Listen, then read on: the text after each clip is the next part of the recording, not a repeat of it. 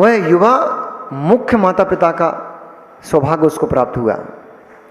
उसकी पत्नी भी बहुत सुंदर, वह भी बहुत सुंदर, धन संपन्न, बहुत बड़ा बंगला उसका बना हुआ है। वो हमारा मित्र रहा। उन दोनों के भाव, उनका भी एक छोटा बच्चा है, अब तो थोड़ा बड़ा हो गया, इसके बराबर होगा। उनने भी कम से कम 8 साल 7 साल पहले ही, यानी बच्चे संतान उत्पत्ति हुई थी, तभी उनने भी ब्रह्मचर्य व्रत धारण कर। अब तो माता पिता बनकर अखंड ब्रह्मचर्य हो गया, पूर्ण ब्रह्मचर्य हो गया। तो ये 3-4 लोग मेरे जीवन के आदर्श रहे हैं। मैं जब उनको देखता था, तो मुझे ये भाव उत्पन्न होता था, देखो यार, तुम जिस चीज़ की आकांक्षाएं कर रहे हो, जिस चीज़ के पीछे तुम भाग रहे हो, वो लोग ऐसे ऐसे लोग हैं, तुम्हारे सामने ऐसे ऐसे लोग हैं जो उन भोगों को छोड़ छोड़ कर जा रहे हैं। तुम स्वान वृत्ति में जीने जा रहे हो, लोग बमन कर रहे हैं, तुम उस बमन को समेटने जा रहे हो। लोग भोगों का बमन कर रहे हैं, भोगों को छोड़ रहे हैं, और तुम जैसे जीव उस बमन को चाटने के लिए उन भोगों को प्राप्त करने जा रहे हो।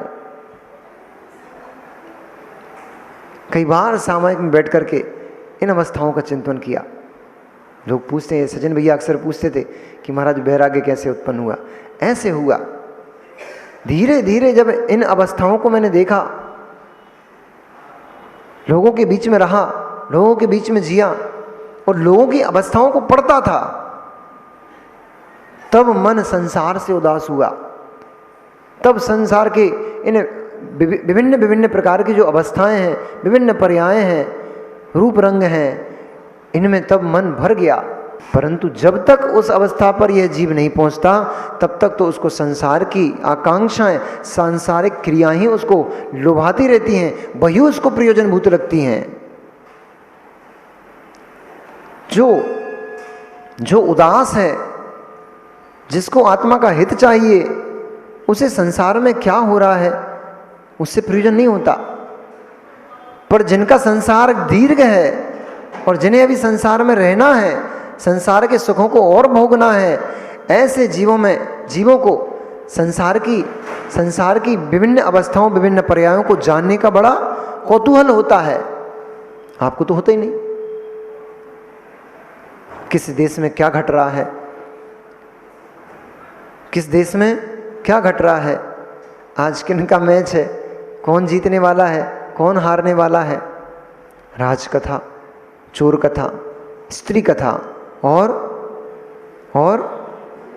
भोजन कथा, 4 विकथाएं कही गई हैं। अब मित्र देखो अपने आप को, निहारो अपने आप को, इन 4 विकथाओं में से कौन सी ऐसी कथा है जो आप नहीं करते?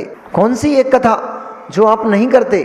क्या सुंदर भोजन कर लिया, सुंदर भोजन ग्रहण कर लिया, पत्नी ने अच्छी अच्छी सामग्री बना के खिला दी, मन भर गया, अच्छे से आनंद पूर्वक आपने भोजन कर लिया।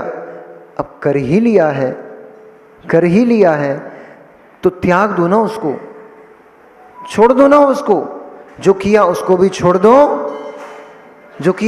छोड़ दो, और आगे अभी थोड़ी देर भोजन नहीं करना है, ऐसा करके भी भोजन छोड़ दो। पर कहाँ छूटता है? भोजन करने के बाद उसका पाचन तब तक नहीं होता जब तक 4-5 लोगों से बोल नहीं रहे, आज तो बहुत जबरदस्त पेट भरा, माल खाया, ये खाया, ऐसा किया, ये खाया, वो खाया, वो चीज़ तो इतनी सुंदर बनी थी, अब तो असुंदर हो चुकी है, क्योंकि आपकी मुख की लार से संबद्ध होते ही सुंदर से सुंदर सामग्री असुंदर हो जाती है। इतना तो बीभत्स तुम्हारा शरीर है, फिर भी उसमें राग चला जा रहा है। पढ़ते रहते हैं, नमले द्वारे रे सैन्य सेवा सिर, नामे लिए घिन आवे। पढ़ते रहते हैं, पाठ करेंगे।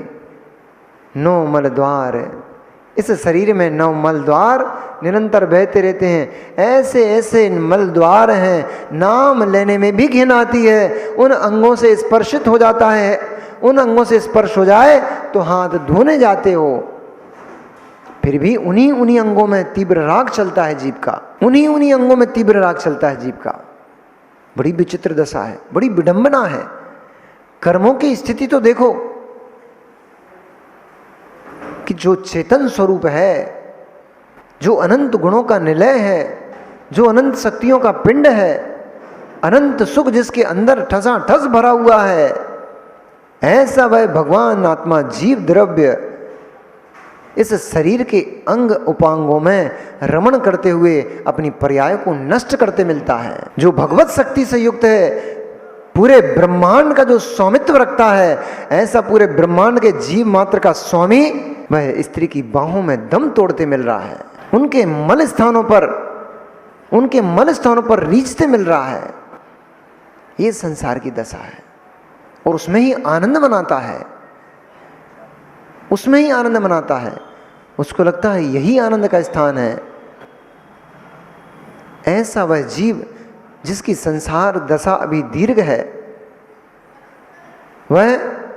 वह स्त्रियों को देख करके आकर्षित होता है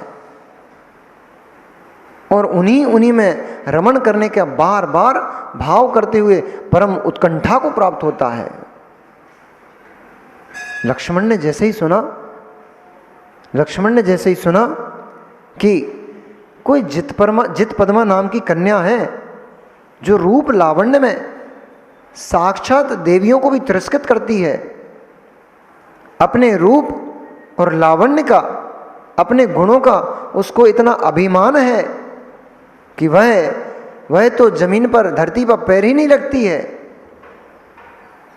अपने आगे किसी अन्य स्त्री को तो तुच्छ मात्र समझती है, कण मात्र समझती है, साथ ही पुरुषों में परम ईर्ष्या को धारण करती है।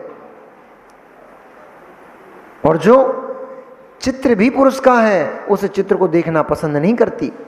यहां तक कि व्याकरण में पुल्लिंग के शब्दों का भी उपयोग नहीं करती, इतना पुल्लिंग से उसको द्वेष है। तब लक्ष्मण ने सोचा, इसका अहंकार तो मुझे चूर करना चाहिए। अब तुम्हें क्या जरूरत थी वहां जाने की?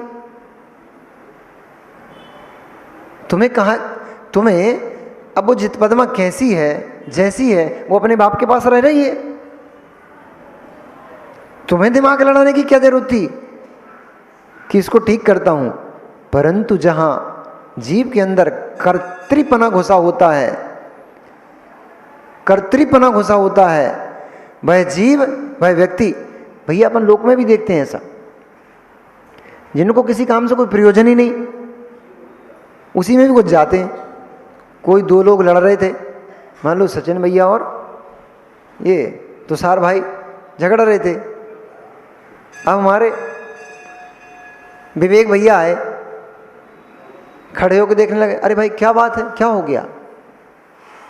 अब यहाँ तक तो ठीक था, देखा धर्मात्मा जीव हैं, धर्मी जीव हैं, आपस में क्यों विषाद कर रहे हैं, क्यों संवाद को प्राप्त हो रहे हैं? तो लगा कि दोनों को विसंवाद शांत कराया जाए। यहाँ तक तो ठीक था।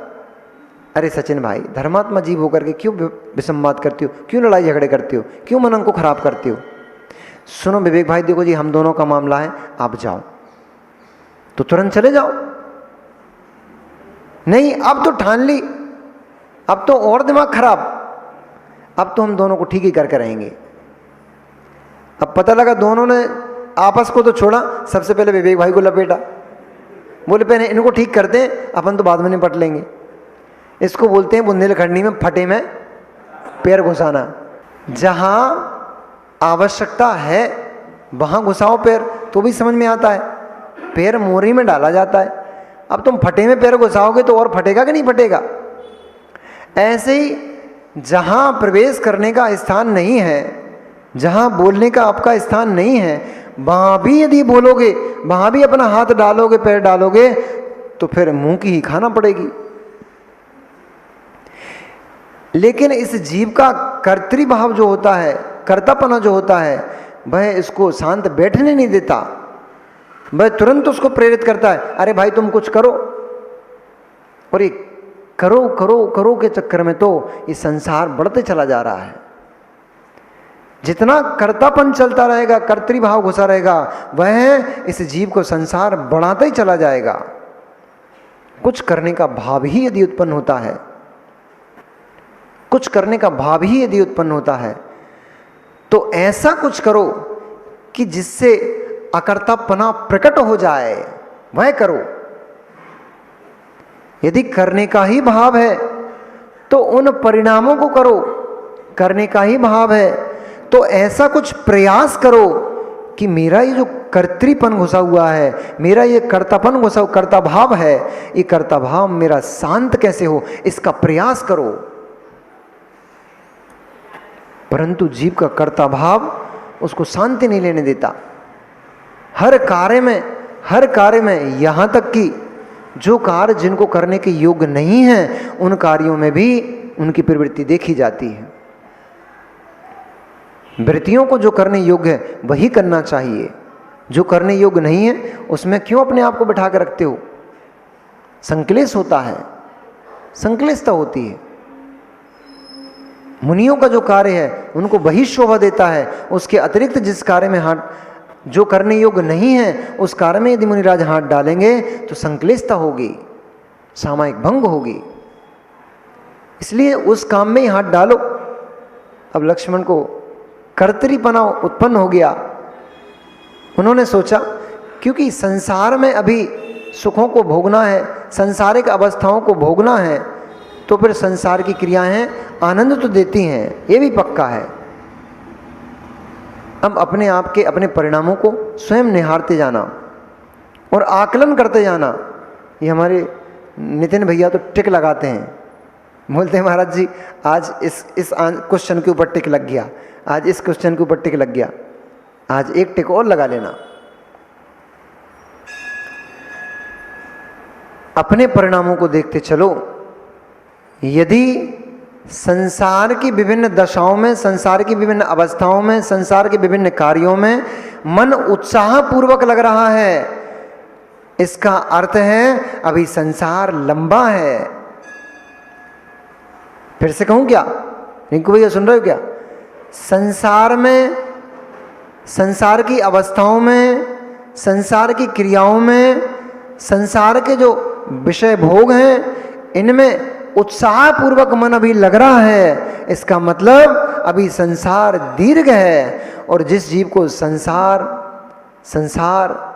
संसार से उदासीनता आने लग गई है, जिस जीव को इंद्रिय भोगों से उदासीनता आने लग गई है, अरुचिकर परिणाम होने लग गए हैं, जिसको सुख में दुख में सामान्य हो गया है, जिसमें राग में रंग में सामान्य हो गया है, उस जीव का संसार चुल्लू प्रमाण बचा है। वह जीव शीघ्र ही कर्म निर्जरा को कर मोक्ष को प्राप्त होगा। अब देख लेना अपने परिणामों को। आपके परिणाम दुकान में आनंद देते हैं कि भगवान की भक्ति में आनंद देते हैं? माँ देखना अपने आप को, व्यंजन बनाने में आनंद उत्पन्न हो रहा है कि पूजन की थाली सजाने में आनंद उत्पन्न हो रहा है? हमें नहीं बताना है, हमें तो पता है। हमें नहीं बताना है, हमें तो पता है कि आपका मन कहाँ लगता है। आपको देखना है कि हमारा मन कहाँ लगता है। हमें बताने से कुछ भी नहीं होगा, क्योंकि हमारा मन कहाँ लगता है वो हमारे लिए प्रयोजनभूत है। आपका मन कहाँ लगता है वो हमारे लिए किंचित भी प्रयोजनभूत नहीं है।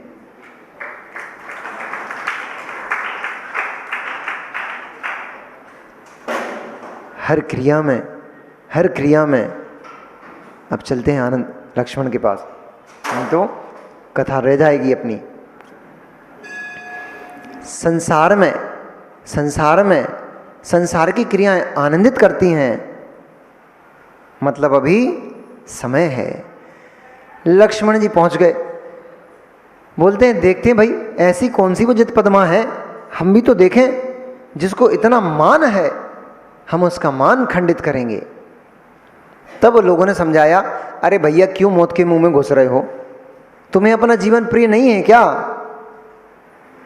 उस जित ब्रह्मा ने संकल्प लेके रखा है कि मेरे पिता, उसके पिता के पास दैवीय शक्तियां थीं, तो उसने संकल्प लेकर रखा था कि जो मेरे पिता के द्वारा छोड़ी हुई उन दैवीय शक्तियों को झेल लेगा, जो उनको झेलने में समर्थ होगा, उसी से मैं विवाह करूंगी, और दैवी शक्तियों को झेलना मनुष्य के बात हाथ में कहाँ है। इसलिए उसने सोचा कि ना कोई देवी शक्ति को झेल पाएगा और ना मेरा विवाह होगा, क्योंकि पुरुष से उसको द्वेष तो था ही। पर पिता के आग्रह करने पर कि बेटी का विवाह करना यानी पिता के सर से बोझ उतारना है, पिता के बार बार कहने पर उसने संकल्प कर लिया कि ठीक है, यदि आप इतना ही कहते हो तो मैं विवाह करने के लिए तैयार हूं, लेकिन जो पुरुष आपकी शक्ति झेलने में समर्थ होगा वह मेरा पति होगा। पिता ने भी सहर्ष स्वीकार कर लिया। अब उस महल में किसी का कोई प्रवेश करने के लिए तैयार ही नहीं। कौन उस पिता की शक्तियों को झेलेगा? कौन मौत के मुंह में जाएगा? तब लक्ष्मण ने निर्णय किया, उन्होंने कहा कि मुझे महल में प्रवेश तो दिलाओ। महल के द्वार पर पहुंचे, द्वारपालों ने रोक लिया और कहा, आप कौन हैं, कहां से आए हैं और किस प्रयोजन से महल में प्रवेश चाहते हैं? तब उन्होंने कहा कि मैंने सुना है कि आपके राजा शत्रुंधम ने निर्णय किया है कि जो उनकी शक्ति को झेलने में समर्थ होगा वह अपनी पुत्री से उसका विवाह संपन्न करेंगे। मुझे उत्कंठा है, मुझे जिज्ञासा है, मैं उस राजा की शक्तियों को झेलकर उसकी कन्या के साथ विवाह करना चाहता हूं। तो सारे द्वार पर अट्टहास करके हंसने लग गए। उन्होंने कहा, अरे मूर्ख, क्या तेरी मौत तुझे यहां खींच कर ले आई है क्या? अथवा तू अपने घर से उदास हो चुका है, अथवा संसार के भोग अब तुझे रुचिकर नहीं लगते हैं, इसलिए तू सीधा इस महल में नहीं मौत के मुंह में प्रवेश करने जाता है। उन्होंने कहा, तुम्हारा प्रयोजन यह नहीं है। लक्ष्मण ने कहा, हे द्वारपालो, तुम द्वारपाल हो, तुम विद्वान नहीं हो, पंडित नहीं हो जो तुम मुझे उपदेश देते हो। तुम्हारा कार्य नगर की रक्षा करना है, उसकी रक्षा में अपना मन तत्पर करो और मुझे जाकर के शीघ्र से कहो, मैं उनसे मिलना चाहता हूं। तब एक सामंत अपने अन्य द्वारपालों को वहां खड़ा करके राजा शत्रुंधम के पास गया। उन्होंने कहा, कोई एक बावला पुरुष आया है जो जित पद्मा से विवाह की आकांक्षा रखता है और वो कहता है कि वह आपकी शक्तियों को झेलने में समर्थ है। तब राजा ने सम्मान पूर्वक उसको अंदर बुलाने का आदेश दिया। जो भी पुरुष आया है उसे सम्मान से अंदर महल में प्रवेश दो और उसके ठहरने की उत्तम व्यवस्था करो, उसके भोजन पानी आदि की उचित व्यवस्था वहाँ पर एकत्रित करो। सारी व्यवस्थाएं हुई। लक्ष्मण जाकर के जब महल में ठहरे, अपने कार्यों से संपन्न हो करके जब शत्रुंजम अपने राज्यसभा में पहुँचे, लक्ष्मण को वहाँ बुलाया गया। लक्ष्मण जब वहाँ पहुँचे, उन्होंने निवेदन किया। उन्होंने कहा, निवेदन नहीं किया, उन्होंने कहा कि शत्रुंधम, तुम्हें अपनी शक्तियों के ऊपर बड़ा अहंकार है, बड़ा गर्व है, और तैसे ही चूंकि अब बुंदेलखंड में कहावत भी है, बुंदेलखंड में कहते हैं कि जाके जैसे नदियां नारे, ताके तैसे भरका, और जाके जैसे बाप मताई, ताके तैसे लड़का। यानी जहां जिस क्षेत्र में जैसे नदी नाले होते हैं, भरकाओं का स्वरूप, भरका मतलब जो बरसात का पानी गिरता तो गड्ढे बन जाते हैं, जगह जगह नाले टाइप के बन जाते हैं छोटे छोटे खेतों में, जमीन में, वो भरका कहलाते हैं। तो नदी नाले बहते हैं तो भरका तो हो ही जाते हैं। माता पिता जैसे होते हैं, संतान भी उनका अनुसरण करने वाली होती है। बिरले ही होते हैं ऐसा भी नहीं कहेंगे कि सर्वथा अच्छे माता पिता के यहाँ संतान भी उत्तम ही जन्म ले, क्योंकि चेलना के गर्भ से कुणक पैदा हुए हैं। चेलना के गर्भ से कुणक पैदा हुए हैं। और रावण की माँ का नाम क्या था? केकसी जैसी धर्मात्मा स्त्री के गर्भ से रावण जैसी संतान ने जन्म लिया। कंस का जन्म हुआ है अपनी माँ के गर्भ से। कंस की माँ भी धर्मात्मा थी।